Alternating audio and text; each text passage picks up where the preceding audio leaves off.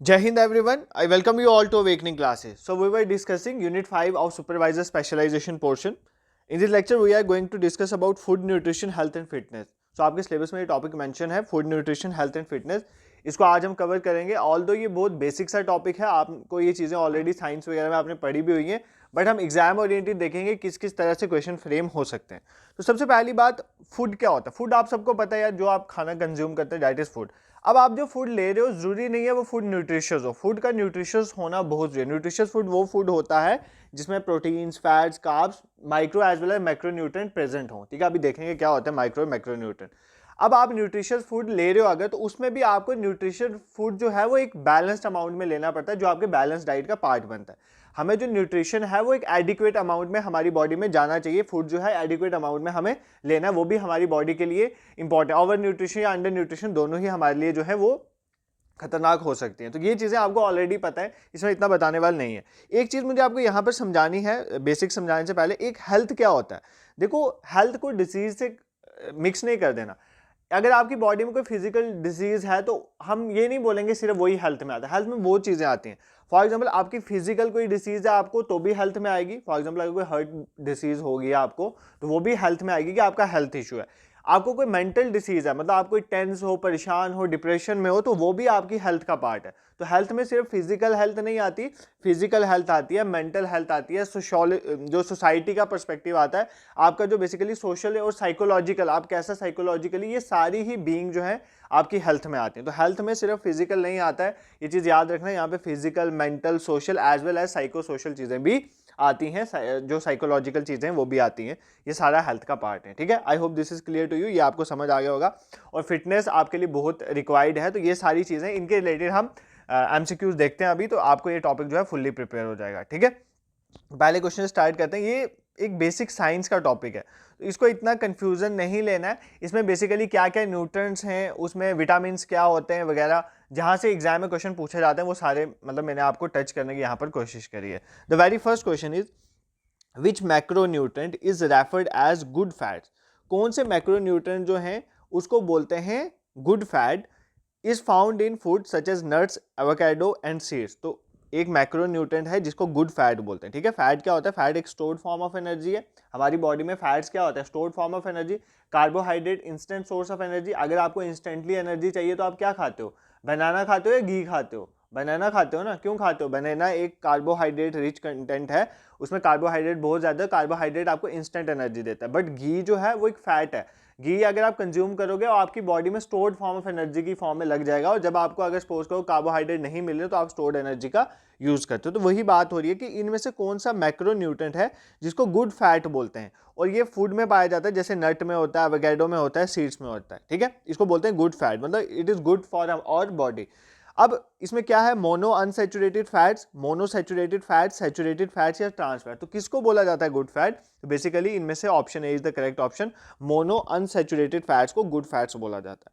ठीक है, अब इनको हेल्दी फैट्स भी बोला जाता है. रीजन इज दैट ये एलडीएल लेवल को लो करते हैं. ये लो करते हैं किसको? एलडीएल लेवल को. LDL level is very important thing.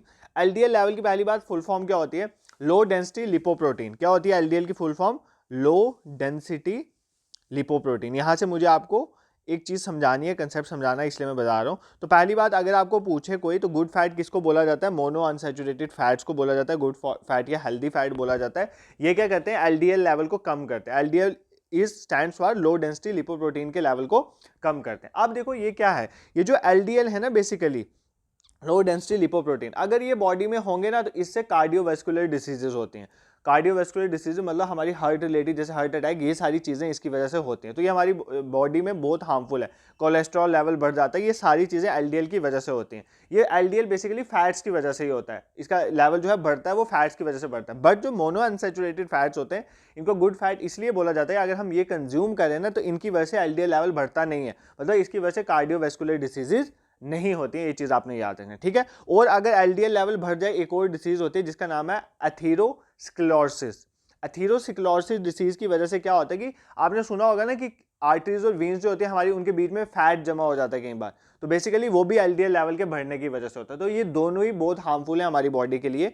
सो इसलिए हमें क्या करना चाहिए, मोनो अनसैचुरेटेड फैट्स को कंज्यूम करना चाहिए, क्योंकि इनकी वजह से एलडीएल लेवल कम होता है, तो कार्डियोवैस्कुलर डिसीजेज भी नहीं होती है, और प्लस जो हमारी आर्टरीज और वेन्स में जो फैट डिपॉजिट हो जाता है जिसकी वजह से ब्लड मूवमेंट रुक जाती है, वो भी नहीं होता है। ठीक है, I hope this is clear to you. तो गुड फैट्स में कौन आ जाते हैं, मोनो अनसैचुरेटेड फैट। इसी तरह पोली, ये तो मोनो हो गया, मोनो मतलब single, but poly unsaturated fat is also known as good fat. ठीक है, पोली अनसैचुरेटेड फैट जो होते हैं वो भी गुड फैट्स की कैटेगरी में आते हैं, ये पॉइंट में आपने याद रखें। सैचुरेटेड फैट्स जो होते हैं वो अनहेल्दी होते हैं, सैचुरेटेड अनहेल्दी होते हैं, ये केमिस्ट्री की टर्मिनोलॉजी है, सैचुरेटेड चेन या अनसैचुरेटेड क्या, उतना डीप आपने नहीं जाना है यहाँ पर। जैसे याद रखो कि मोनो अनसैचुरेटेड फैट जो होते हैं that are known as good fats, ये क्या करते हैं, एलडीएल लेवल को कम करते हैं। एलडीएल लेवल अगर होगा, बढ़ेगा, तो कार्डियोवैस्कुलर डिसीज होने की प्रोबेबिलिटी होती है। ठीक है, अब यहाँ पर हमने एक चीज देखी, मैक्रोन्यूट्रिएंट्स और माइक्रोन्यूट्रिएंट्स। देखो मैक्रोन्यूट्रिएंट्स वो न्यूट्रिएंट्स होते हैं जो हमारी बॉडी को लार्ज क्वांटिटी में चाहिए। For example carbohydrates, fats, proteins, ये आपकी बॉडी को ज्यादा अमाउंट में चाहिए होती है for proper functioning of your body. For example carbohydrate होंगे नहीं तो एनर्जी नहीं होगी, प्रोटीन नहीं होगी तो आपकी बॉडी ग्रो नहीं करेगी, बिल्डिंग ब्लॉक्स होती हैं प्रोटीन, तो ये लार्ज क्वांटिटी में हमारी बॉडी में चाहिए। बट कुछ माइक्रोन्यूट्रिएंट्स होते हैं जो स्मॉल क्वांटिटी में हमारी बॉडी में रिक्वायर्स होते हैं। फॉर एग्जाम्पल मिनरल्स हो गए, विटामिन हो गए, ये स्मॉल क्वांटिटीज में हमारी बॉडी में रिक्वायर्स होते हैं, इनको बोलते हैं माइक्रोन्यूट्रिएंट्स। ठीक है, I hope this is clear to you, यहाँ पर आपको कोई भी प्रॉब्लम नहीं होगी। फैट्स, विटामिन क्या होते हैं, प्रोटीन्स क्या होते हैं, ये सारी चीजें आपको समझ आ गई। प्रोटीन्स जो होते हैं वो ग्रोथ में हेल्प करते हैं, बिल्डिंग ब्लॉक्स बोला जाता है। Fat stored form of energy होते हैं, कार्बोहाइड्रेट्स जो होते हैं वो इंस्टेंट सोर्स ऑफ एनर्जी होते हैं for our body. Moving towards next question, and this is very important question. The national nutrition week, जो इंडिया का न्यूट्रिशन वीक है, नेशनल न्यूट्रिशन वीक बोलते हैं जिसको, is observed in which month, तो कौन से ऑब्जर्व में कौन से मंथ में उसको ऑब्जर्व किया जाता है, ये हमें बताना है। दिसंबर में, मार्च में, अप्रैल में या सितंबर में। तो पोषण अभियान आपके सिलेबस में आई थिंक टॉपिक भी है, मैंने वो कवर करवाया हुआ है, तो उसमें भी आप जाके देख सकते थे, ये मैंने पढ़ाया वहाँ पे। देखो, एक पोषण मंथ बोला जाता है सितंबर को, इसमें न्यूट्रिशन के रिलेटेड अवेयरनेस दी जाती है। तो पोषण वीक क्या होता है, पोषण वीक जो होता है वो ऑब्जर्व किया जाता है सितंबर में। जो सितंबर का फर्स्ट वीक होता है ना, 1 से 7 सितंबर को, उसको हम क्या करते हैं, उसको ऑब्जर्व करते हैं हम एज नेशनल न्यूट्रिशन वीक। हमने इस बार भी ऑब्जर्व करा, तो ये याद रखना। और पोषण मंथ की बात करें, पोषण मतलब न्यूट्रिशन, पोषण मंथ की बात करें तो सितंबर मंथ को पोषण मंथ डिक्लेयर किया जाता है। ये एक एनुअल प्रोग्राम है, हर साल में एक नेशनल न्यूट्रिशन वीक जो है वो सेलिब्रेट किया जाता है, जिसमें न्यूट्रिशन रिलेटेड अवेयरनेस दी जाती है। तो ये किस मिनिस्ट्री के अंडर किया जाता है, ministry of women and child development. तो मिनिस्ट्री का नाम याद कर रहे हैं, ministry of women and child development. ठीक है, एक पेन नोटबुक लेके बैठो और ये सारी चीज़ें पेन डाउन करते चलो। अब 2023 में जब हमने सेलिब्रेट करा होगा नेशनल न्यूट्रिशन वीक, तो we have taken a theme. तो उस 2023 की जो थीम थी नेशनल न्यूट्रिशन वीक की, वो भी लिख लो। 2023 की थीम थी healthy diet, healthy diet giving affordable for all, giving affordable for all. मतलब एक तो हेल्दी डाइट है और सबके लिए अफोर्डेबल होनी चाहिए, मतलब सस्ती होनी चाहिए। अफोर्डेबल मतलब जिसको आप ले सको, खरीद सको, इतनी महंगी हेल्दी डाइट नहीं होनी चाहिए। ये नहीं है कि न्यूट्रिशन वाली चीज़ें मिल रही हैं और बहुत महंगी मिल रही हैं, तो ऐसा नहीं होना चाहिए। तो न्यूट्रिशन वीक जो है 1 से 7 सितंबर को मनाया गया। इसकी थीम थी 2023 की healthy diet giving affordable for all. ठीक है, I hope this is clear to you. Moving towards next question, question number 3।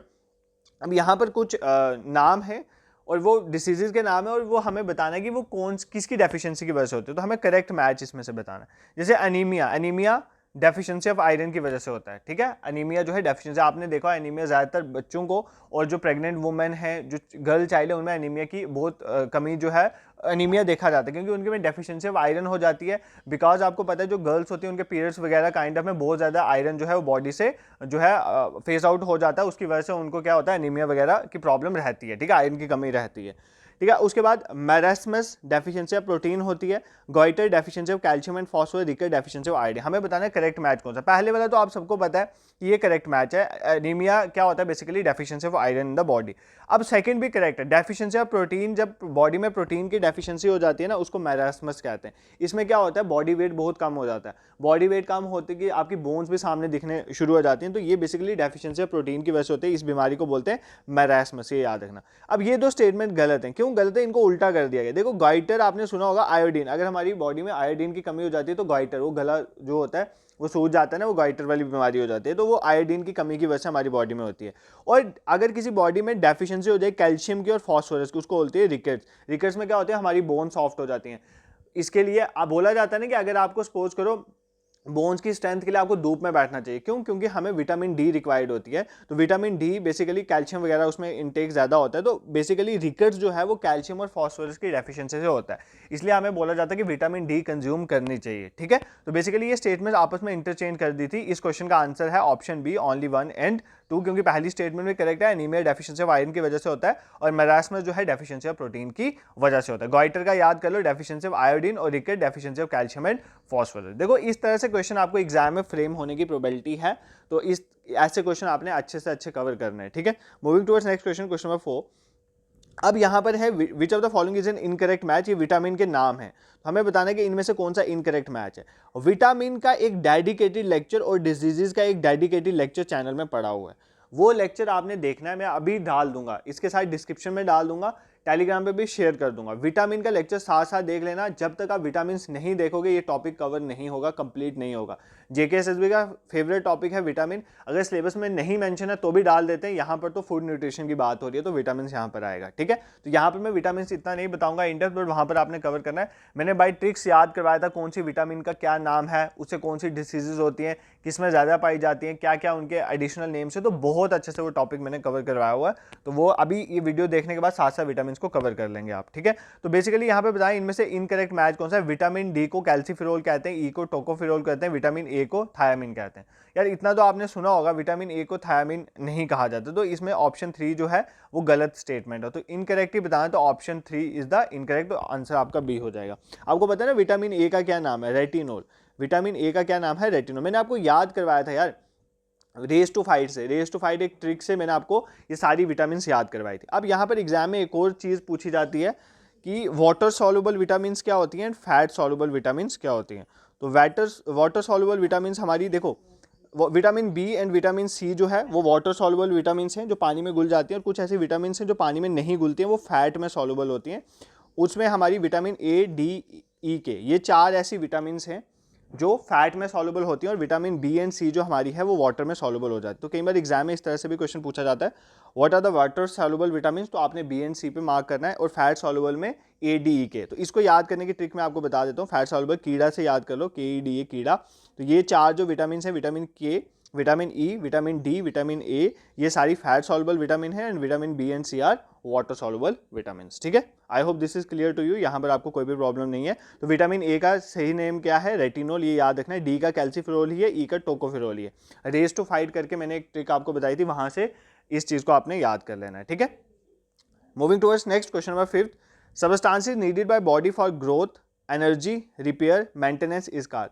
तो ऐसा सबस्टांस जो हमारी बॉडी को चाहिए होता है ग्रोथ के लिए, एनर्जी के लिए, रिपेयर एंड मेंटेनेंस के लिए, उसको क्या बोलेंगे। देखो यहाँ पर ना बेसिकली अलग अलग फंक्शन, ग्रोथ के लिए आपको पता है ग्रोथ के लिए प्रोटीन इंपॉर्टेंट रोल प्ले करते हैं, एनर्जी के लिए फैट्स और कार्बोहाइड्रेट ये सारे इंपॉर्टेंट रोल प्ले करते हैं, रिपेयर एंड मेंटेनेंस के लिए भी प्रोटीन का एक इंपॉर्टेंट रोल होता है। तो बेसिकली वो सबस्टांसेस जो बॉडी की ग्रोथ, एनर्जी, रिपेयर और मेंटेनेंस में काम करते हैं वो क्या हो सकते हैं। देखो फैट्स भी करते हैं, कार्बोहाइड्रेट्स भी करते हैं, कैलोरीज भी, बट इसका आंसर न्यूट्रिएंट्स आएगा। क्यों? क्योंकि न्यूट्रिएंट्स के अंदर तो ये सारे आ जाते हैं। न्यूट्रिएंट्स में we have fats, we have carbohydrate, we have protein. जैसे for example maintenance and repair की बात हो रही है, ग्रोथ की बात हो रही है, वहां पर इंपॉर्टेंट रोल किसका है, वहां पर प्रोटीन का इंपॉर्टेंट रोल है। तो बेसिकली इस क्वेश्चन का मोस्ट अप्रोप्रिएट आंसर क्या होगा, न्यूट्रिएंट्स हो जाएगा। ठीक है, I hope this is clear to you. Moving towards question number 6, the milk, cheese and yoghurt group are important for. तो मिल्क, चीज हो गया, योगर्ट हो गया, ये बेसिकली किसके लिए इंपॉर्टेंट है, स्ट्रॉन्ग बोन्स बनती है, इनसे मसल्स बनते हैं, बोथ एंड बी या ओनली आइज के लिए। देखो जब भी ओनली वर्ड सिर्फ एक के लिए यूज हो, ये स्टेटमेंट मैक्सिमम चांस गलत ही होती है। तो इस क्वेश्चन का आंसर है option C, both and B. देखो आपका चाहे मिल्क हो गया, चीज़ हो, योगर्ट क्या होता है, फ्रेगमेंटेड मिल्क जो है क्रीम टाइप होता है, तो वो बेसिकली ये सारे किसके लिए इंपॉर्टेंट है, इनसे हमारी बोन्स भी स्ट्रॉन्ग होती है और मसल्स भी हमारे स्ट्रॉन्ग होते हैं। तो option A and B both are the correct options in this case. ठीक है, I hope this is clear to you. Simple question, देखो यार इसमें इतना कुछ है नहीं, जो जो इंपॉर्टेंट चीज़ें हैं पढ़ाने वाली, वो विटामिन वाला लेक्चर देख लेना और कम्युनिकेबल डिसीजेज वाला लेक्चर ले लें, कि वहाँ से आपको पता चले किस न्यूट्रिशन की कमी से कौन सी डिसीज होती है, तो वो भी आपका जो नॉन कम्युनिकेबल डिसीज है वहाँ पर कवर हो जाएगा उस लेक्चर से। तो बाकी ये कुछ चीज़ें मैं यहाँ पर बता दूंगा। तो ऑल टुगेदर ये आपका ये टॉपिक, ये बहुत ना ऐसे मतलब कई बार इस टॉपिक में सिंपली ये भी पूछा जा सकता है हेल्थ क्या होती है। तो WHO की मैंने हेल्थ का आपको बता दिया। WHO ने बोला कि हेल्थ में सिर्फ हमारी डिसीजेज नहीं आती, फिजिकल डिसीजेज, उसके साथ मेंटल हेल्थ भी आती है, सोशल भी आता है, साइकोलॉजिकल भी आता है, ये सारी हमारी हेल्थ का पार्ट। तो इस तरह से आपको जैसे न्यूट्रिएंट्स में माइक्रो मैक्रो न्यूट्रिएंट्स क्या होते हैं, different types of micro macronutrients क्या होता है वो देख लेना, ये चीज़ें सारी आपके लिए रेलिवेंट है। बाकी मार्क के क्वेश्चन में कुछ और एक्स्ट्रा क्वेश्चन डाल दूंगा और एमसीक्यू सेशन अगर बाद में लिए तो वो भी करवा दूंगा, तो आपको ये टॉपिक फुली प्रिपेयर हो जाएगा। नेक्स्ट क्वेश्चन में मूव करते हैं, which hormone is responsible for regulating blood and sugar level in the body. Simple question है, कौन सा हार्मोन है जो हमारी बॉडी में जो शुगर लेवल है उसको मेंटेन करता है, रेगुलेट करता है, शुगर लेवल को एक्सेस में नहीं जाने देता, वो कौन सा हार्मोन है? एस्ट्रोजन है, इंसुलिन है, कोर्टिसोल है, या बोथ बी एंड सी। तो यार ये आप सबको पता है कौन सा हार्मोन है जो ब्लड शुगर लेवल को मेंटेन करता है, ब्लड में शुगर लेवल को मेंटेन करता है? इंसुलिन। कौन सा? इंसुलिन पैनक्रियास से निकलता है। देखो इंसुलिन इज वेरी इंपॉर्टेंट। अगर इंसुलिन जो है हमारी बॉडी में इंसुलिन बढ़ जाता है, फॉर एग्जांपल इंसुलिन बढ़ जाता है, बहुत ज़्यादा इंसुलिन हो जाता है बॉडी में, इसका मतलब आपका शुगर लेवल में, ब्लड में शुगर लेवल कम हो जाएगा। इसको बोलते हैं हाइपोग्लाइसीमिया। हाइपोग्लाइसीमिया, इस कंडीशन को बोलते हैं हाइपोग्लाइसीमिया। देखो एक हमारी बॉडी में हमारे जो ब्लड है ना उसमें शुगर लेवल एक लेवल का मेंटेन होना चाहिए। अगर शुगर लेवल कम, जब इंसुलिन ज़्यादा प्रोड्यूस होगा तो मतलब समझ लो शुगर लेवल कम हो जाएगा। अगर सपोज करो शुगर लेवल कम हो गया, इसका मतलब बॉडी में इंसुलिन बहुत ज़्यादा प्रोड्यूस हो गया। तो इंसुलिन जो है, इंसुलिन अगर बहुत ज़्यादा हो गया बॉडी में तो इसको बोले हैं हाइपोग्लाइसीमिया। क्या बोलते हैं? हाइपोग्लाइसीमिया। इसमें क्या होता है, ब्लड शुगर लेवल जो है वो कम हो जाता है। ठीक है, अब इसकी वजह से क्या होगा कि जो थोड़ी प्रॉब्लम इसकी वजह से भी आती है, बट सबसे ज़्यादा प्रॉब्लम आती है जब इंसुलिन बहुत कम हो जाता है हमारी बॉडी में। इंसुलिन का कम होना, इंसुलिन अगर बॉडी में कम हो रहा है इसका मतलब बॉडी में शुगर का लेवल बहुत बढ़ गया, इसको बोलते हैं हाइपरग्लाइसीमिया। इसको क्या बोलते हैं? हाइपरग्लाइसीमिया। वो बोलते हैं ना जिनको शुगर की प्रॉब्लम है, शुगर की प्रॉब्लम होने की वजह से क्या होता है, वो थोड़ी भी शुगर कंज्यूम करेंगे ना, उनका ब्लड में शुगर लेवल बढ़ जाता है, मतलब उनको है हाइपरग्लाइसीमिया। तो फिर हमें इंसुलिन के इंजेक्शन से उनको देने पड़ते हैं। इंसुलिन जो है वो शुगर लेवल को कम कर देता है, जितनी ज़्यादा इंसुलिन उतना कम शुगर लेवल। ठीक है, अगर ज़्यादा शुगर लेवल होगा जिसको बोलेंगे हाइपरग्लाइसीमिया, किसकी वजह से होता है? जो बॉडी में इंसुलिन कम हो जाता है, इसकी वजह से वीकनेस, स्वेटिंग, हंगर, टायर्डनेस रहना, नर्वसनेस रहना, बार बार भूख लगना। तो वो जिसको शुगर की प्रॉब्लम होती है वो थोड़ी थोड़ी देर बाद कुछ ना कुछ कंज्यूम करता है। तो बेसिकली ये सारी प्रॉब्लम किसके साथ एसोसिएटेड है? हाइपरग्लाइसीमिया। तो इंसुलिन जो है वो बेसिकली रेगुलेट करता है blood and sugar level, blood में शुगर लेवल हमारी बॉडी में। अगर इंसुलिन ज़्यादा है इसका मतलब शुगर लेवल कम है, दैट इज नोन है हाइपोग्लाइसीमिया। और अगर इंसुलिन कम है इसका मतलब शुगर लेवल बहुत ज़्यादा है, इसको बोलेंगे हाइपरग्लाइसीमिया, जिसके नुकसान जो है मैंने आपको ऑलरेडी बता दिए। ठीक है, एस्ट्रोजन तो आप सबको पता है, ये सेक्स हार्मोन है एस्ट्रोजन। और कॉर्टिसोल अगर हम देखें, कॉर्टिसोल क्या है? Cortisol is also very important. ये एक स्टीरॉइड हार्मोन है जो हमारे एडर्नल ग्लैंड्स है ना, एडर्नल ग्लैंड, किडनी के ऊपर जो एडर्नल ग्लैंड्स हैं, तो वहाँ पर जो है बेसिकली एडर्नल ग्लैंड्स के द्वारा ये प्रोड्यूस किया जाता है हार्मोन, दैट इज नोन है कॉर्टिसोल। ये एक तरह का स्टीरॉइड हार्मोन है, ये आपने याद रखना है। ठीक है, I hope this is clear to you, यहाँ पर आपको कोई भी प्रॉब्लम नहीं है। नेक्स्ट क्वेश्चन पे मूव करते हैं, वापस विटामिन का क्वेश्चन आ गया। विच vitamin is essential for absorption of calcium in the body. आपकी बॉडी में कैल्शियम को एब्जॉर्ब करने के लिए कौन सी विटामिन है? Vitamin responsible for absorption of calcium. अभी आपको पीछे भी एक क्वेश्चन में मैंने बताया था कि आपको बोला जाता है धूप में बैठोगे तो कैल्शियम बढ़ता है क्योंकि विटामिन डी मिलती है हमें धूप से। ठीक है, तो basically vitamin D is essential for the absorption of calcium. अगर आपको बॉडी में कैल्शियम को एब्जॉर्ब करना है ताकि आपकी बोन स्ट्रांग रहे तो विटामिन डी का होना बहुत जरूरी है। नहीं तो अगर विटामिन डी आपकी बॉडी में नहीं है तो आपको एक बीमारी होती है जिसको हम क्या बोलते हैं? रिकेट्स। इसमें क्या होती है, हमारी बोन सॉफ्ट हो जाती हैं, वो टूट जाती हैं, इजीली टूट जाती हैं, that is known as rickets. ठीक है, तो बेसिकली यहाँ पर आपने एक चीज़ याद रखनी है, यहाँ पर एक ट्रिक मैं आपको बता देता हूँ विटामिन रिवाइज करने। विटामिन बी के अंदर फर्दर हैं वो आप उस लेक्चर में देख लें, बट फिर भी यहाँ पर बता देता हूँ मैं आपको। मैंने एक ट्रिक के थ्रू आपको बताया था, ट्रिक थी रेस टू फाइट। ट्रिक क्या थी? Race to fight. ठीक है, रेस टू फाइट एक ट्रिक थी। रेस टू फाइट से आपने याद रखनी थी डिफरेंट विटामिन। जैसे रेस टू फाइट में लिख लेता हूँ, रेस टू फाइट। ठीक है, इधर से आपने याद रखना था। सबसे जो पहली विटामिन है, यहाँ पर विटामिन बी को छोड़ के बाकी सारी इस ट्रिक से हम याद करेंगे। पहली विटामिन दैट इज नोन है विटामिन ए। ठीक है, विटामिन ए। विटामिन ए का जो नेम होता है दैट इज नोन है, रेस से याद रखो रेटिनोल, आर से याद रखोगे रेटिनोल। तो विटामिन ए का नेम क्या हो गया? रेटिनोल। विटामिन बी को यहाँ पर नहीं लेंगे, ये बी की फर्दर है, B1 है, B2 है, B3 है, B12 है, तो इस तरह से बी की फर्दर है। तो विटामिन ए का नाम है रेटिनोल। विटामिन बी छोड़ दी, विटामिन सी का नाम है एस्कॉर्बिक एसिड। तो यहाँ से ए से याद रखो एस्कॉर्बिक एसिड। क्या है? Ascorbic acid. ये किसका नाम है? विटामिन सी का नाम। ठीक है, उसके बाद विटामिन डी का नाम है कैल्सीफिरोल। सी के बाद क्या आएगी? डी आएगी, इसका नाम है सी से कैल्सीफिरोल। क्या नाम याद रखना है? कैल्सीफिरोल। ठीक है, ये किसका नाम आ गया? विटामिन डी का। उसके बाद आ गया विटामिन डी के बाद कौन सी आएगी? ई। विटामिन ई का नेम आ गया टोकोफिरोल। टू से याद रखना है टोकोफिरोल। क्या नाम याद रखना है? टोकोफिरोल। ये किसका आ गया नाम? विटामिन ई का। और लास्ट में विटामिन के, फाइट से याद रखना है, फाइट से याद रखना है फाइलोक्विनोन। फाइलोक्विनोन, ठीक है, ये किसका नाम आ गया, विटामिन के का। तो ऐसे याद रखना है, रेस टू 5 से विटामिन ए का नाम रेटिनोल, विटामिन ए के बाद बी छोड़ देना है, विटामिन सी का नाम एस्कॉर्बिक एसिड, विटामिन डी का नाम कैल्सीफिरोल, ई का नाम टोकोफिरोल और के का नाम फाइलोक्विनोन। 5 से फाइलोक्विनोन, आर से रेटिनोल, ए से एस्कॉर्बिक एसिड, सी से कैल्सीफिरोल, 2 से टोकोफिरोल एंड 5 से फाइलोक्विनोन। अब जो विटामिन बी के डिफरेंट्स हैं, जैसे विटामिन B1 है जिसको थायामिन कहते हैं, B3 है नायासिन कहते हैं, उसके बाद B12 है साइनोकोबालामिन कहते हैं, इनकी ऑलरेडी मैंने एक ट्रिक बताई हुई है, उस लेक्चर में जाके आप देख लो, वहां पर कवर हो जाएगा, ठीक है। नेक्स्ट क्वेश्चन पे मूव करते हैं, question number 9। Washing of peeled vegetables, जो छीली हुई सब्जियां होती हैं जिनको हम आलू वगैरह छील के रखते हैं, उनको अगर हम वॉश करते हैं उनमें से कौन सी विटामिन निकल जाती है, ठीक है, कौन सी विटामिन निकल जाती है, vitamin A, vitamin B, none या विटामिन सी, तो कौन सी निकल जाती है, vitamin C. Vitamin C is also known as ascorbic acid, vitamin C का दूसरा नाम क्या है, एस्कॉर्बिक एसिड। और अगर हम पील्ड वेजिटेबल्स जो हैं उनको वॉश करेंगे तो विटामिन सी वहां से निकल जाती है। ये चीजें आपने पहले भी पढ़ी हैं, आप सबको पता है, बट आपको यहाँ पर याद रखना है कि वो कौन सी विटामिन है। नेक्स्ट क्वेश्चन पे मूव करते हैं, which of the following is needed to prevent a birth defect called spina bifida. देखो इनमें से किस चीज की रिक्वायरमेंट है, एक बर्थ डिफेक्ट है जिसको बोलते हैं स्पाइना बाइफिडा, उसे प्रोटेक्ट करने के लिए फोलेट या folic acid, vitamin A, vitamin D या ऑल ऑफ द अबव। अब देखो बेसिकली ये स्पाइना बाइफिडा है क्या, ध्यान से इस चीज को हम समझेंगे, फिर हमें बेसिकली समझ आएगा इनमें से कौन सी जो रिक्वायरमेंट है अगर इस बर्थ डिफेक्ट से हमें बचना है। देखो सबसे पहले होता क्या, कुछ डिसीजेज होती हैं जिनको बोलते हैं NTDs। क्या बोलते हैं, NTDs। NTDs की फुल फॉर्म होती है न्यूरल ट्यूब डिफेक्ट्स। क्या बोलते हैं, न्यूरल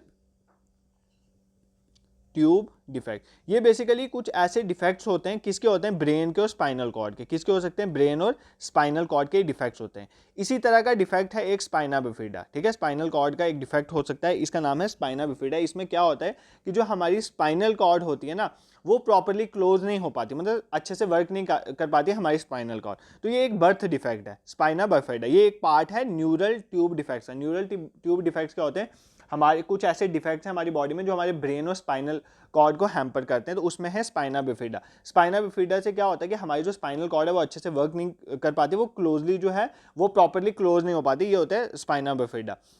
इस प्रॉब्लम को ठीक करने के लिए हमारे पास हम किसका यूज़ करते हैं, फोलेट या फोलिक एसिड की टेबलेट्स भी आते हैं इनको कंज्यूम करते हैं। इनसे ये नियर अबाउट मोर देन 70% ये डिफेक्ट जो है वो ठीक हो जाता है, किसकी वजह से, फोलेट या फोलिक एसिड। अगर किसी को भी ये प्रॉब्लम है उसको पता होगा कि फोलेट और फोलिक एसिड की जो टेबलेट्स हैं अगर वो हम कंज्यूम करें तो स्पाइना बिफिडा हमारा मोर देन 70% ठीक हो सकता है। तो स्पाइना बिफिडा क्या है, एक तरह का NTDs है, न्यूरल ट्यूब डिफेक्ट है ब्रेन और स्पाइनल कॉर्ड का, ठीक है। Moving towards question number 11, which nutrient is essential for brain functioning, cognitive function, मतलब ब्रेन की प्रॉपर फंक्शनिंग के लिए, कॉग्निटिव मैंने आपको बताया था, थिंकिंग वगैरह ये सारा इंटेलेक्चुअल आ जाता है, इनकी प्रॉपर फंक्शनिंग के लिए कौन सी हमारी जो न्यूट्रिएंट्स हैं वो एसेंशियली रिक्वायर्ड होता है, calcium, omega 3 fatty acid, phosphorus या आयरन। देखो अगर फॉर एग्जांपल किसी की कॉग्निटिव थिंकिंग में या ब्रेन में प्रॉब्लम आ जाती है ना, कुछ भी ऐसा डिसीज वगैरह हो जाता है, तो उनको ये न्यूट्रिएंट्स लेने के लिए उनको जो टेबलेट्स दी जाती है उनमें ये न्यूट्रिएंट्स होते हैं। तो ये कौन सा nutrient, basically omega 3 fatty acid.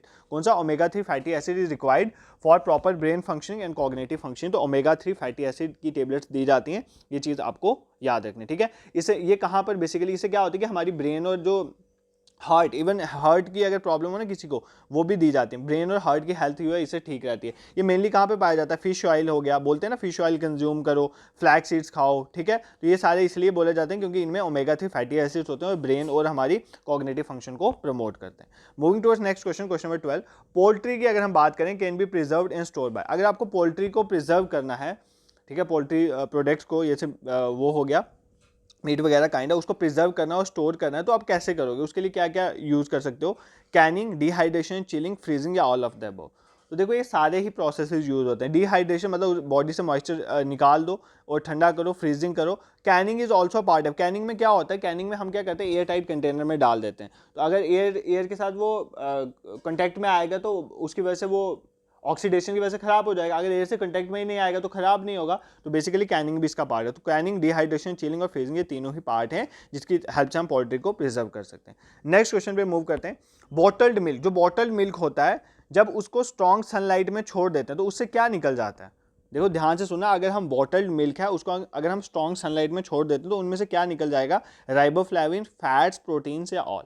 देखो धूप में छोड़ने से कोई प्रोटीन नहीं निकल जाता है, बेसिकली राइबोफ्लेविन जो है वो लूज हो जाता है बॉटल मिल्क से अगर हम उसे स्ट्रॉन्ग सनलाइट में छोड़ देते हैं, ठीक है। राइबोफ्लेविन है क्या, देखो मैंने अभी आपको विटामिन पढ़ाया ना, तो विटामिन बी के आप जब आप लेक्चर देखोगे ना विटामिन वाला, उसमें बी की फर्दर टाइप्स हैं। जो विटामिन B2 है ना, B2 का नाम है राइबोफ्लेविन, ठीक है। B2 जैसे B1 का नाम थायामीन है, B2 का नाम राइबोफ्लेविन है, B3 का नाम नायसिन है। ट्रिक में बताया हुआ याद कैसे करना है। तो B2 को बोलते हैं राइबोफ्लेविन। ये बहुत इंपॉर्टेंट विटामिन है, बॉडी ग्रोथ के लिए बहुत इंपॉर्टेंट है। प्लस आरबी की प्रोडक्शन, आरबीसी जो रेड ब्लड सेल्स हैं जो हमारी बॉडी में काम करते हैं ऑक्सीजन को कैरी करने का, उनकी प्रोडक्शन में भी हेल्प करता है। अगर विटामिन B2 बॉडी में प्रॉपर्ली पहुंचे तो आरबीसी अच्छे से अच्छे प्रोड्यूस होंगे, तो बेसिकली आरबीसी की प्रोडक्शन में भी हेल्प करता है। अगर ये हमारी बॉडी में नहीं है तो आपको इसकी कमी में ड्राई स्किन और क्रैक स्किन्स जो होती हैं वो देखी जाती हैं, तो ये चीज़ आपने याद रखनी है। Next question 14, which vitamin is essential for synthesis of collagen and wound healing. तो वाउंड हीलिंग और कोलेजन की सिंथेसिस प्रोडक्शन के लिए कौन सी विटामिन एसेंशियल है? KCDA। तो vitamin C is essential for synthesis of collagen and wound healing में हेल्प करती है। नेक्स्ट क्वेश्चन पे मूव करते हैं, क्वेश्चन 15, अ बैलेंस डाइट, इनमें से करेक्ट स्टेटमेंट बताना है। पहले देखो क्या बताना है correct statement. A balance diet ensure proper growth and protect us from diseases. Balance diet जो है वो प्रॉपर ग्रोथ को प्रमोट करती है और हमें प्रोटेक्ट करती है डिसीज से। Balance diet is not same for all group, सभी के लिए सेम नहीं होती। देखो बैलेंस डाइट क्या होती है, एक बॉडी को एक एडिक्वेट अमाउंट ऑफ न्यूट्रिएंट्स चाहिए होते हैं, जब हम उसको वो प्रोवाइड करते हैं, that is known as balance diet. अब बैलेंस डाइट जो होती है उससे प्रॉपर ग्रोथ होती है और डिसीजेज से प्रोटेक्ट करता है। अगर आप न्यूट्रिएंट्स जो हैं एडिक्वेट अमाउंट में लोगे, जितनी आपकी बॉडी को रिक्वायरमेंट्स है, ना ज़्यादा ना कम, तो ऑब्वियस है आपकी ग्रोथ बढ़ेगी और डिसीज से प्रोटेक्ट होगे। और हर एक पर्सन के लिए, हर एक एज ग्रुप के लिए बेसिकली बैलेंस डाइट अलग होती है। एक जो 18-20 साल का बंदा है उसको जो डाइट चाहिए बच्चे को, वो 45 से ऊपर को नहीं चाहिए। तो अलग अलग डाइट की रिक्वायरमेंट, तो ये सारी बैलेंस डाइट में जो है बैलेंस डाइट वो सेम नहीं होती है सभी ग्रुप्स के लिए। ये स्टेटमेंट भी करेक्ट है। बैलेंस डाइट बच्चे के लिए अलग है, बड़े के लिए अलग है, ओल्ड एज वालों के लिए अलग है। नेक्स्ट क्वेश्चन में मूव करते हैं, which law related to person right to choose whether they want treatment or not. देखो एक ऐसा लॉ है जो एक पर्सन को राइट देता है कि वो चूज कर सकता है कि वो ट्रीटमेंट चाहता है या नहीं। इस लॉ को क्या बोलते हैं? Mental capacity act 2005, medicine act 1968, mental capacity act 2001, health and safety at work place act 1974।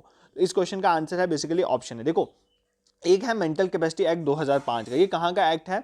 ये एक्ट है यूके का, ठीक है। इसमें ये बोला जाता है, इस एक्ट में क्या है कि बेसिकली अगर सपोज करो कोई एडल्ट पर्सन है जिसमें कैपेसिटी नहीं है कि वो पर्टिकुलर तरह का डिसीजन ले सके, उसके बिहाफ में डिसीजन लिया जाता है। तो बेसिकली मेंटल कैपेसिटी एक्ट ही एक पर्सन को राइट देता है कि वो चूज कर सकते हैं कि वेदर ट्रीटमेंट होना चाहिए नहीं। फॉर एग्जाम्पल एक बच्चा है, उसको नहीं है पता कि उसका ट्रीटमेंट होना चाहिए नहीं होना चाहिए, वो डिसीजन नहीं ले पाए तो उसके बिहाफ में कोई और डिसीजन लेगा। तो ये बेसिकली मेंटल कैपेसिटी एक्ट है 2005 का, कहाँ का है? यूके का, ठीक है। और ये यूके में इंग्लैंड और वेल्स में अप्लाई होता है। कहाँ पर अप्लाई होता है? इंग्लैंड एंड वेल्स में। अब आप बोलोगे सर ये इंग्लैंड, वेल्स, ब्रिटेन, ये कंफ्यूजन है बहुत ज़्यादा। ऑल्दो ये इसका पार्ट नहीं है बट फिर भी मैं आपको बता देता हूँ ये ब्रिटेन क्या है, इंग्लैंड क्या है, वेल्स क्या है, स्कॉटलैंड, आयरलैंड। देखो सबसे पहली बात, इंग्लैंड एक कंट्री है, ठीक है। इसी तरह एक वेल्स एक कंट्री है और स्कॉटलैंड एक कंट्री है। ये तीन कंट्रीज हैं, इंग्लैंड, वेल्स एंड स्कॉटलैंड। ये तीनों मिलकर ना, इन तीनों को कंबाइन करके हम इनको बोलते हैं ग्रेट ब्रिटेन, ठीक है। क्या बोलते हैं इनको? Great Britain. तो ग्रेट ब्रिटेन में क्या आता है? ग्रेट ब्रिटेन में इंग्लैंड भी आता है, वेल्स भी आता है और स्कॉटलैंड भी आता है। अगर हम इन तीनों के बीच में एक और को ऐड कर लें, नॉर्थ आयरलैंड, आयरलैंड के दो पार्ट हैं, नॉर्थ आयरलैंड और आयरलैंड, अगर मैं इसमें नॉर्थ आयरलैंड को भी ऐड कर देता हूं तो ये चारों मिलके क्या बना देते हैं? United kingdom. क्या बना देते हैं? यूनाइटेड किंगडम, ठीक है। आई होप ये आपको समझ आ गया। आज के बाद एग्जाम में अगर कोई भी जीके का इसमें क्वेश्चन आएगा, प्रॉब्लम नहीं आएगी। इंग्लैंड, वेल्स, स्कॉटलैंड तीनों मिलकर बनाते हैं ग्रेट ब्रिटेन। अगर ग्रेट ब्रिटेन में नॉर्थ आयरलैंड को ऐड कर दूंगा तो वो क्या बना देते हैं हमारे पास? United Kingdom. तो यूनाइटेड किंगडम का ये लॉ है और इंग्लैंड और वेल्स में ये क्या होता है? इंग्लैंड और वेल्स में ये अप्लाई होता है। तो ये याद भी कर सकते हो आप, EWS से ना, EWS इकोनॉमिक वीकर सेक्शन, तो इंग्लैंड, वेल्स एंड स्कॉटलैंड, तो इस तरह से आपने याद करना है। नेक्स्ट क्वेश्चन पे मूव करते हैं, the term mortality refers to. ये तो सिंपल क्वेश्चन है यार, कितनी बार आपको बताया। मोर्टेलिटी का मतलब क्या होता है? मोर्टेलिटी किसके साथ एसोसिएटेड है? इलनेस के साथ, डेथ के साथ, बर्थ के साथ, या none of the above. Mortality associated with death, mortality death के साथ, ये हमने ऑलरेडी भी पढ़ा हुआ है। यह आपके लिए क्वेश्चन है, मैंने आपको ऑलरेडी बताया हुआ है। हेल्थ क्या होता है? स्टेट कौन सी स्टेट है हमारी? Physical wellbeing, mental and psychological wellbeing या सोशल वेलबिंग और ऑल ऑफ द अबव। इस क्वेश्चन का आंसर आप सभी कमेंट सेक्शन में अभी दोगे, ठीक है। पहले कमेंट सेक्शन में इसका आंसर बताओ मुझे, देखता हूँ मैं आप कितनी सिंसियरिटी से लेक्चर सुनते हो, क्योंकि मैंने आपको अच्छे से पढ़ाया है। हेल्थ क्या होता है बेसिकली, हेल्थ की डेफिनेशन WHO ने दी थी, वो मैंने आपको अच्छे से बताई थी, ठीक है। I hope this is clear to you. इनके आंसर जो है यहाँ पर डाल दिए, टेलीग्राम में ये चैप्टर कंप्लीट होने के बाद शेयर कर दिया जाएगा। ये आपका सेक्शनल टेस्ट जो है उसका शेड्यूल है।